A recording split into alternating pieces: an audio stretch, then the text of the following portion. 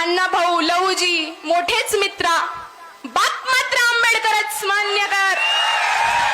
काही मातंग बांधव म्हणत आहेत की फक्त महारांनीच आरक्षण खाल्लं आमचं, महाराज पुढे गेले आणि आम्ही मात्र मागच राहिलो. डॉक्टर बाबासाहेब आंबेडकरांनी 59 जातींना समान आरक्षण दिलं.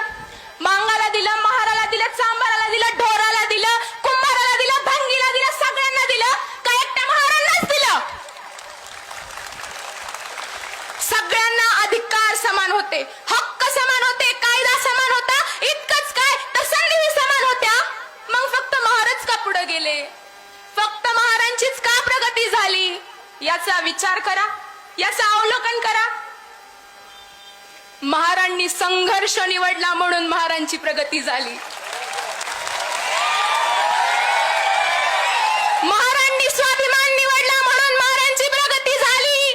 महारांनी संविधान निवडला म्हणून महारांची प्रगती झाली. महारांनी अंधश्रद्धा सोडली म्हणून महारांची प्रगती झाली. महारांनी शिक्षणाची कास धरली म्हणून महारांची प्रगती झाली. महारांनी पुस्तकं निवडली म्हणून महारांची प्रगती झाली. चैत्यभूमी आणि दीक्षाभूमीला एकाच दिवशी करोडो रुपयांची पुस्तकं विकत घेणारी ही जात आहे. इतकंच काय तर आमच्या बापानं स्वतःच्या पायाला चप्पल घेतलं नाही, पण आमच्या हातात पुस्तक दिलं. आणि आमच्या माईनं सणावाराला नवीन साडी घेतली नाही, पण आमच्या हातात कलम दिली. म्हणून या महारांची प्रगती झाली, म्हणून महारांची प्रगती झाली. तुम्ही करा ना बरोबरी आमची, करा उलटे कामाला. शिक्षणानं बरोबरी करा. उपवर्गीकरणानं बरोबरी होत नसते मित्रा, शिक्षणानं बरोबरी कर.